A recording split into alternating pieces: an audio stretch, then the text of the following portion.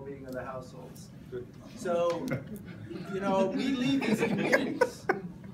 So how are we going to have the increasing capacity of parents to care for their children after World Vision ends? The ADP closes, we're out of here. One word, one all.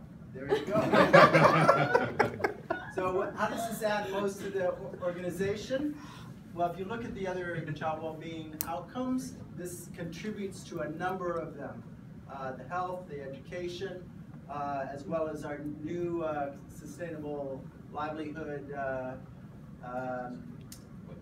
Ministry area? global program. Our new indicator, our new child well-being indicator that you just approved. Thank you very much. You bet.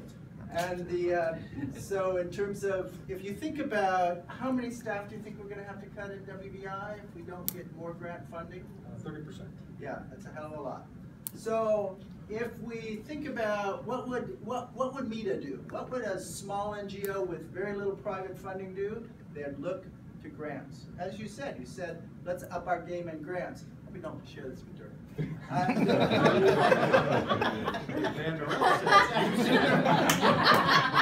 Dirk did say that. So if you look at the global trends, what are people focused on? What is CETA? Oh, there is no CETA right now. It's DFAT and D. Thank you. They're focused on trade. They're focused on economic well-being.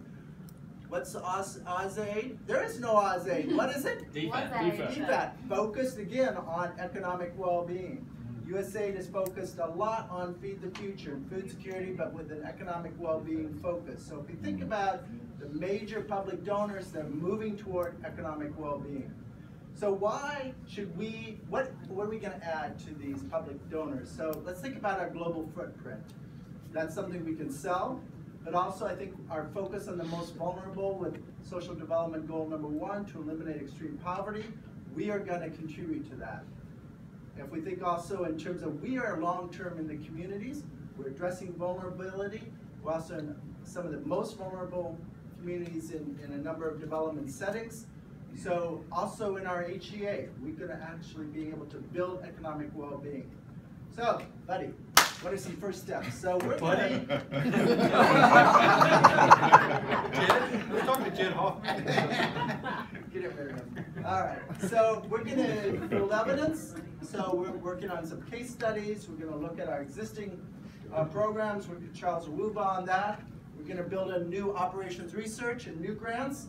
We just got $78 million for you from Bangladesh. You're very welcome. For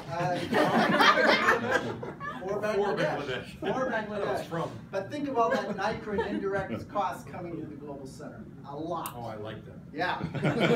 So we need to actually hire the right technical staff. If you think about the old saying, you got to get the right people on the bus. So if you think about resourcing, to scale up what we're doing or not reduce, we've got to get new grants. So what are we going to do with our project models and even building in maybe the new agricultural project model? Let's scale those up through grants. Let's leverage our existing programs to build an evidence base for project models. Sounds good. So sign right here. What's the name of the group now? The name of the group is Sustainable Livelihoods. Yeah.